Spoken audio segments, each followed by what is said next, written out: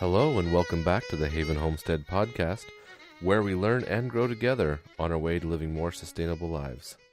This is episode 54, and today we are going to be wrapping up our introduction to permaculture with a large section. It handles the last pages of this introduction to permaculture. It's like the last 15 pages. So the first three sections we covered were about half of this, 15 pages or so. It's only 32 pages long in total, and what we're going to be starting on today starts on page 17, maybe 16. Today we're going to be talking about energy cycling, biological resources, natural succession, and then diversity in guilds. Energy efficiency sort of things. So using what you have in your design to better the whole design. And this is, I think, a really awesome section, but I need to finish up this. That's the only reason I'm doing this in one fell swoop, so to speak, because this is a really good section, but I need to get this series over with so that we can move on to the other things, because we've had some student questions and Havenite call-ins and things like that. So I need to address those things. I need to kind of move on. Now it's springtime, and there are so many subjects that are so awesome that I can't wait to cover, but I need to finish this up. I am really good at starting projects and not really good at finishing them. So I want to finish this up so that we can move on with a clear conscience. But before we get into that, I want to remind you all of our website at www.havenhomestead.com, where you can see pictures of the farm and read Lindsay's blog articles. You can sign up for our newsletter, which we send out. We try to send out monthly. It's been very, very busy lately with different trips we've taken and with the new work and the kids homeschooling, and there's just so much going on that we've had to put some things aside so that we can keep our sanity intact. I also want to remind you of our YouTube channel at Haven Homestead, Facebook at Haven Homestead 2009 if you want to contact us, like, share, all of those good things. Instagram, we're The Haven Homestead, and then Twitter, we are just plain old Haven Homestead. And I don't put on stuff as much as I'd like to, but I want to get more into that.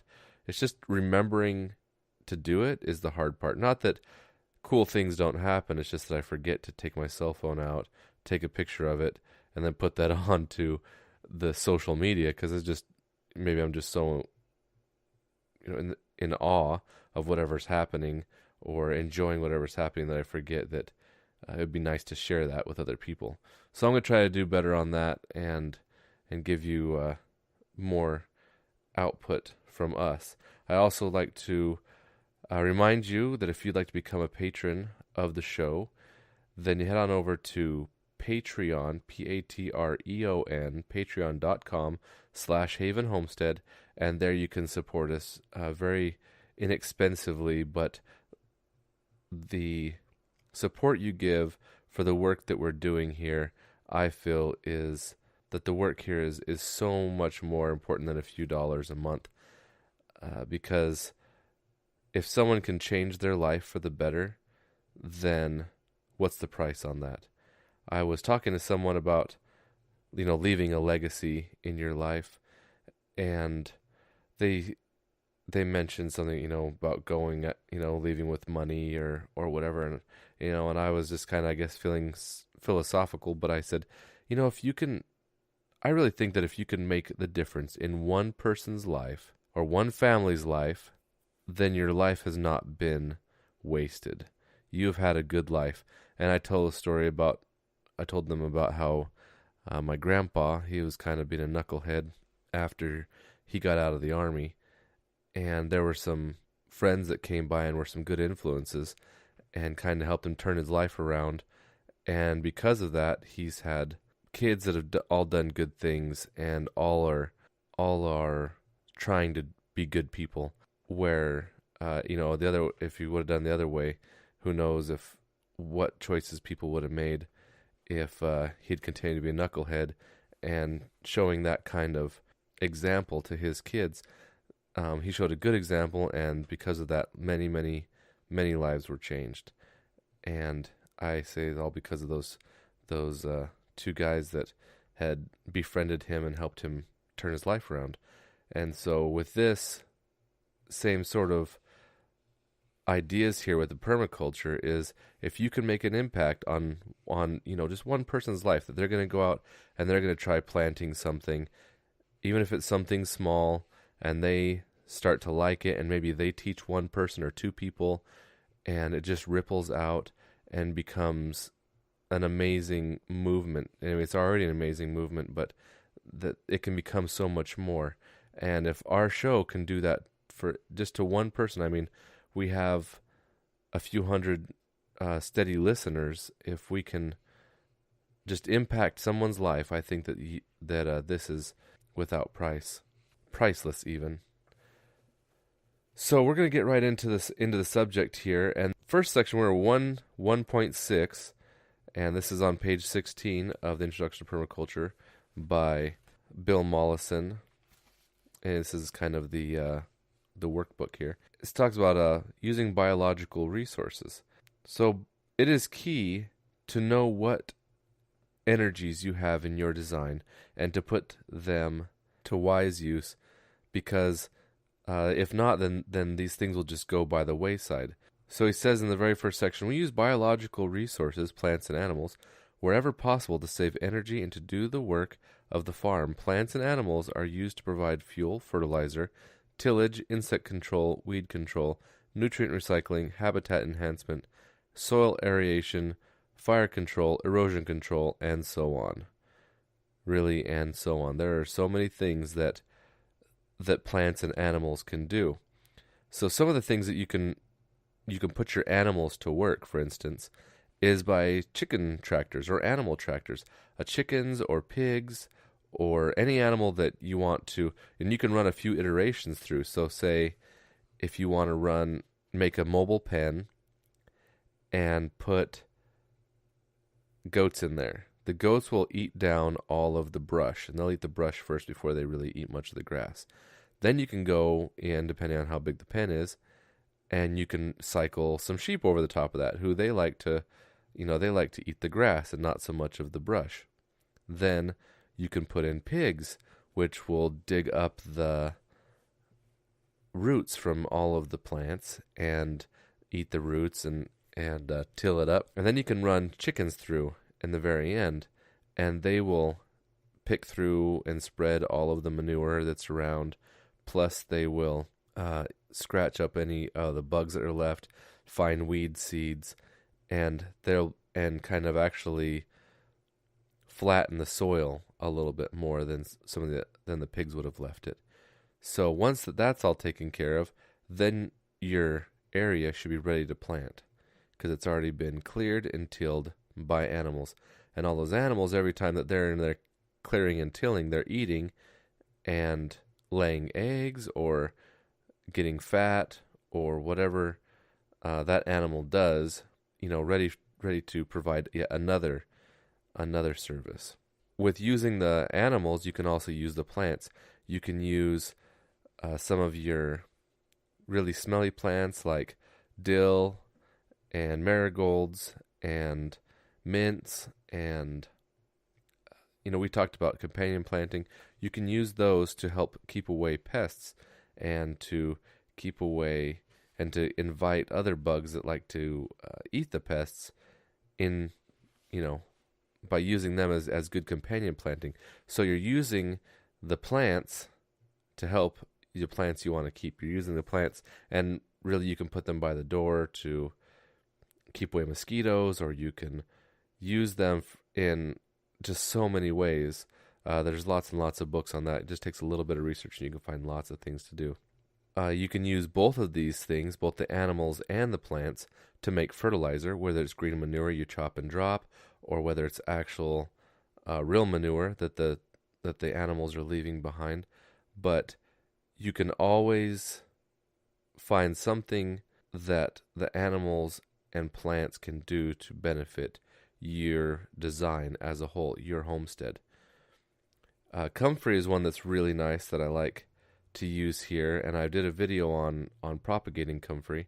But comfrey can be combined with manures and composted or fermented to a liquid mixture to provide essential nutrients for garden plants. They are dynamic accumulators, so they reach down into the soil really far and they pull up trace minerals, which your plants don't usually get. So you use the comfrey in your other fertilizers or you can just take the leaves, just chop them and drop them right on top of like a fruit tree, or on the bottom of a fruit tree or something. It kind of shades out the weeds. It fertilizes the fruit tree. Everybody benefits. Also, you can take the comfrey leaves and plant them with some of your root vegetables because it helps to make the roots grow. Root vegetables really like, I think it's phosphorus that the comfrey gives. I always mix it up whether it's potassium or phosphorus, but it helps those to be more productive. Keep in mind as you're using these things, there's a word of caution that animals, goats if they get out, or sheep, or pigs, or chickens will destroy your garden if you let them in after you've planted and done. Nothing that a pig likes more than going down the root vegetable patch and eating all the root vegetables out of there, or just going in and digging and making a big mud hole in the middle of your garden or something like that. Chickens love finding fresh mulch and spreading it all over the place and then eating whatever tender things they find underneath there.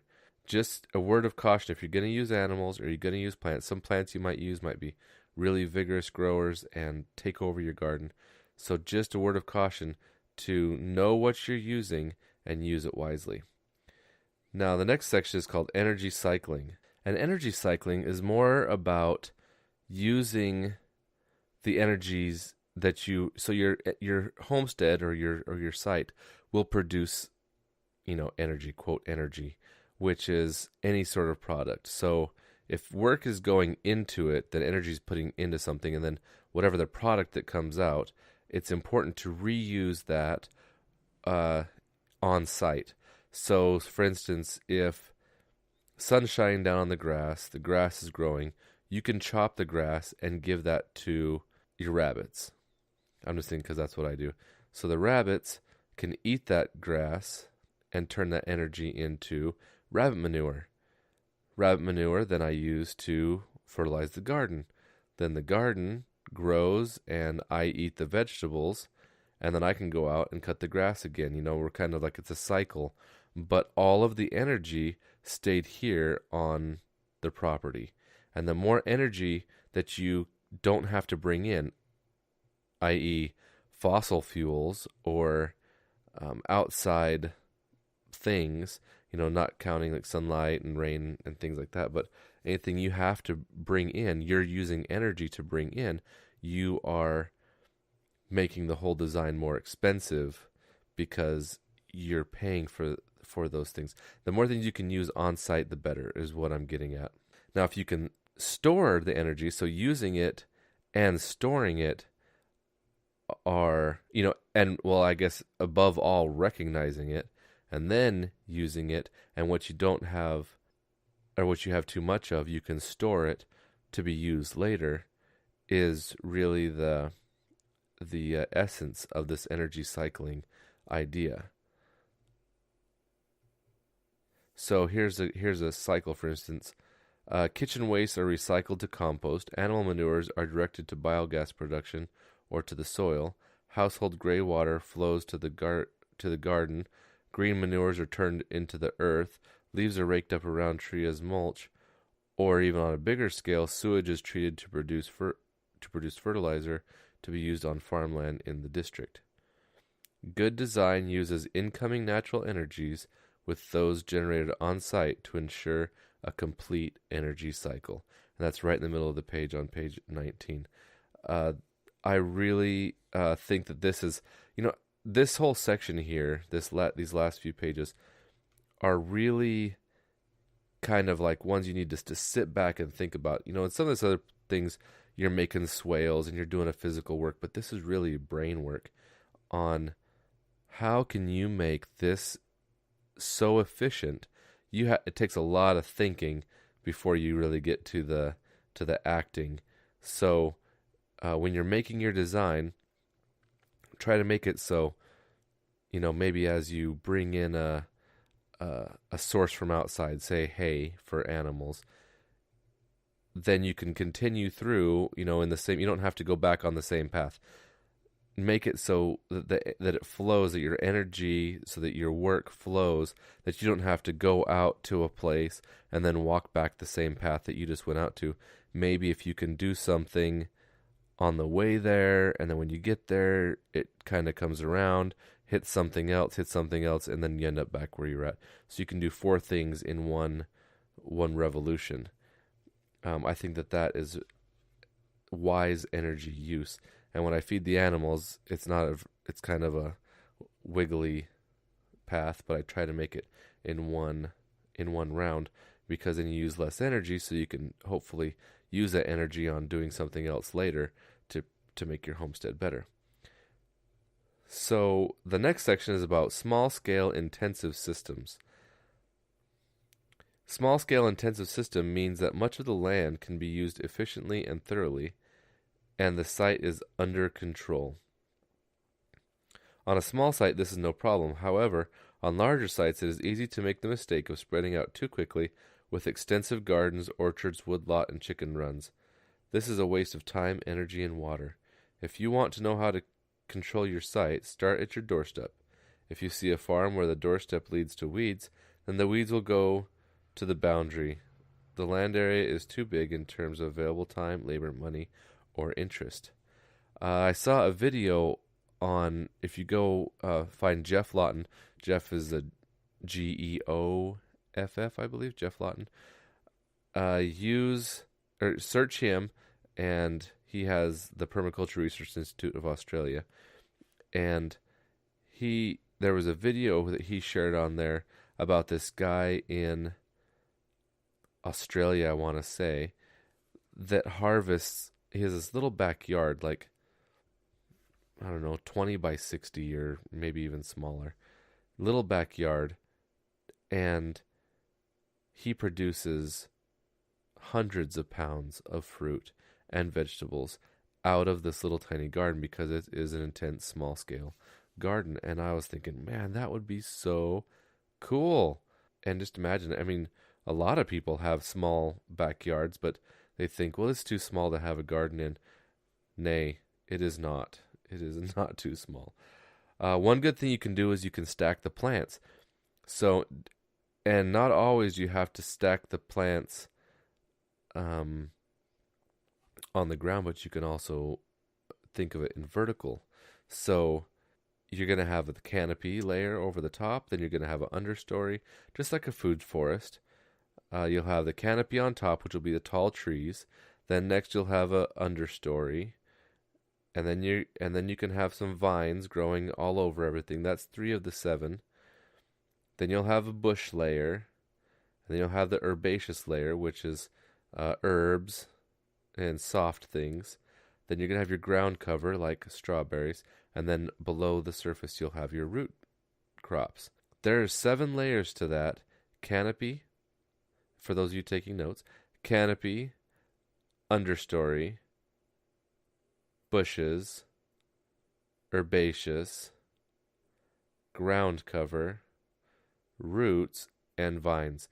And I said the vines on the 3rd one before, but I like to put them at the end because vines and roots are ones you don't usually think of. You can stack those plants. So say the back of your yard has a south-facing fence. Then what you want to do is in the northern part, you want to have your tall trees, and then as you head south, you're going to have smaller and smaller things, so that they kind of make a wall of leaves. Not necessarily a wall, but maybe a ramp of leaves. So as you come towards you, the plants are getting shorter. That way they all get as much available sunlight as possible.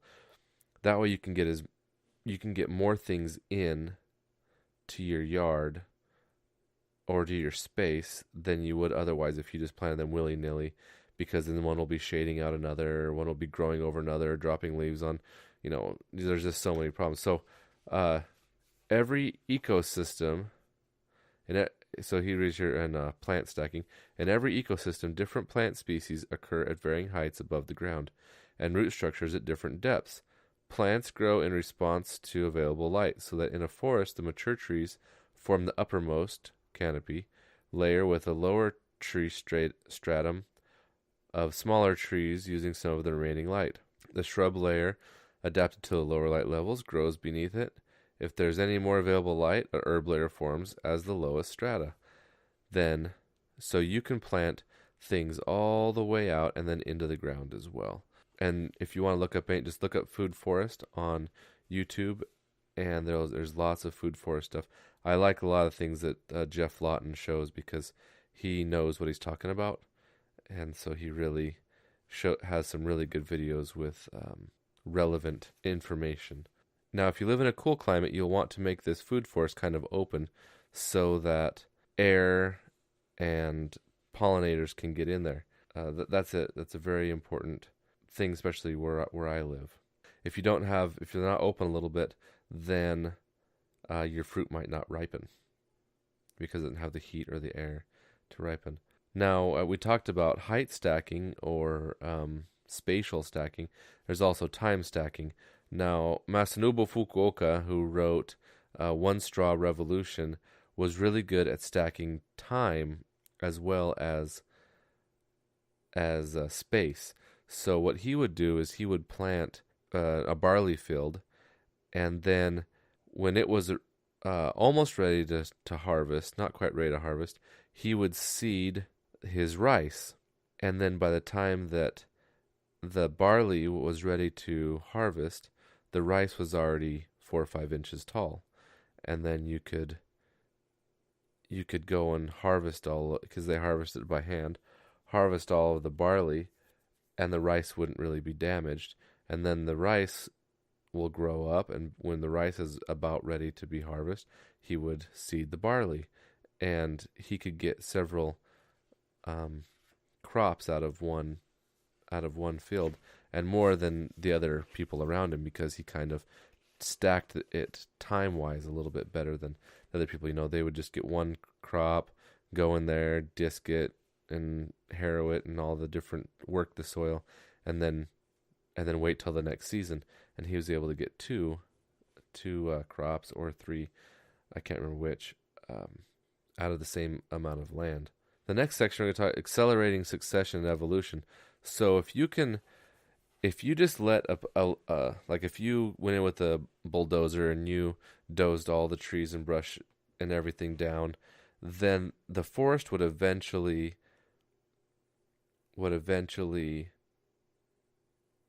take over that spot. First would come in the pioneer plants, and they would establish themselves, in the area, and then eventually the next layer would come in, or the next group of plants would come in and kind of displace the pioneer plants, and then after a while, the next group would come in. So what you can do, and then eventually it would be a forest. So what you can do now is that if you know the system, you can speed that along by planting, your nut trees or the different things. You can plant these other species in that is going to be the final product, and nurturing them by growing other beneficial plants around them. If you want a certain kind of bush, or you bring it in and you plant it and you care for it, and you kind of make sure that these things grow. So you're speeding along the succession. You're speeding along the change, because these plants are going to grow that way anyhow, but you're kind of making it fast-tracked. So instead of fighting the natural succession of plants, we try to accelerate it and make it mature in a shorter amount of time. Instead of 100 years, we're going to do it in 5. That sort of thing, hopefully. and we'll do it right, hopefully, too. We're pretty far over time, but we're going to keep going and finish this out. The next section is going to be in about diversity. So I want to read this. I want to read this first paragraph here. In his book, Plants, Man, and Life, Edgar Anderson describes the garden/orchard plantings grouped around the houses in Central America. Close to the house, and more or less surrounding it, it is a compact garden orchard, some 20 square meters in extent. No two of these are exactly alike. There are neat plantations more or less grouped together. There are various fruit trees, citrus, apple custard, sapote, mango, and avocado, and a thicket of coffee bushes in the shade of the larger trees. There are tapioca cassava plants of one or two varieties, grown more or less in rows at the edge of the trees. Frequently there are patches of banana. Corn and beans are here and there in rows or patches. Climbing and scrambling over all are vines of various squashes and their relatives, the chayote, choco, grown for its squashes, as well as its big starchy root, and the loofah gourd, its skeleton used for dish rags and sponges. The cucurbitacea clamber over the eaves of the house and run along the ridgepole, climb high into the trees, or festoon the fence. Setting off the whole garden are flowers and various useful weeds, dahlias, rosemary, gladioli, climbing roses, asparagus, fern, canis, and grain amaranth. Anderson is contrasting the strict, ordered, linear, segmented thinking of Europeans with the productive, more natural polyculture of the dry tropics. So, this is kind of a he's looking at it in contrast to the way we usually have been raised to raise our gardens, in that everything grows in rows. Only all the corn grow here, all the carrots grow here, all the potatoes grow here, and that is not as good of a system as smart, using companion planting. He goes on to say, however, we should not confuse order and tidiness. Tidiness separates species and creates work, and may also invite pests, whereas order integrates, reducing the work and discouraging insect attack. European gardens, often extraordinarily tidy, result in functional disorder and low yield. Creativity is seldom tidy. Perhaps we could say that tidiness is something that happens when compulsive activity replaces thoughtful creativity. The yields of a smart system, not necessarily a tidy system, are going to be higher in total. Our aim should be to disperse yield over time so that products are available during every season. So every time you go to plant something, think about how it's going to affect the plants around it and when it is harvest time. So you select early, mid, late season of all sorts of different things. Make your plants, put several plantings of short-lived plants so that you can always have a variety of plants in your garden and have ones coming up and ones ready to harvest. And then the very last thought I want to leave with this on diversity is often related to stability in the permaculture. And then stability only occurs among cooperative species, or species that do not do each other no harm. That brings us into the next section, which is guilds. And we've talked a lot about guilds and companion planting, so I'm not going to cover this. If you want to know more about guilds and companion planting, then please listen to that. I believe I may have even done 2 podcasts on them, but one for sure, just recently, just a few months ago. So the next section are side effect or edge effects. The edge is always way more productive than the other parts of a design. The edges of the ocean, the edges of a creek, anywhere there's an edge. The edge of a forest is super productive. So if you've ever been walking through or up to a forest, so you're in a field and you're walking up to a forest, you have to fight your way through that edge of the forest, and then once you're inside the forest, things open up. There's not as much undergrowth. That is because the edge is super, super productive. And we need to try to make more edge in our designs, whether it is in ponds or little creeks or swales. Try to make as much edge as possible, because that is where you will have the most productivity. In some areas, they have a thing called the Chinampa, which you'll have like a lake or fingers of a lake or a pond, and you put a trellis over these fingers. Say they're only 15 feet wide and a few feet deep, so the water can come in, and then you put a trellis over the top of the water, and the plants grow on this trellis. They shade the water waters their roots, and then you can take a boat, or depending on how deep it is, you can just walk in there and harvest the fruit that's hanging down. That's one style. There are lots and lots of styles, but to increase the edge is to increase the productivity. There's a lot to be said about edge, and perhaps we'll do an episode on that someday, but for this I'm just going to say try to increase as much edge as possible.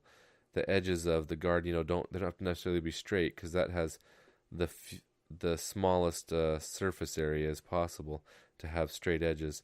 But if you can make the edges swervy and wiggly and an interesting shape, you'll have more edge, which is like I said, increased productivity. So in closing to this, the very last section on page 31 is attitudinal principles. So over this whole course that we've talked about, everything can work in both ways. If you plant a whole bunch of mint, and you're not planning to have a mint farm, the chaos will rule, and the mint will spread everywhere, and it'll have a really hard time getting rid of it.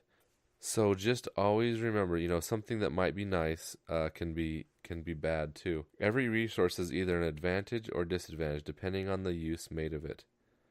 A persistent wind coming off the sea is a disadvantage for growing crops, but we can turn it into an advantage by building a wind generator and placing our garden within shelter belts or in a greenhouse. There is no design out there, or there is no place within reason that can't be turned into a productive landscape through a little imagination and ingenuity.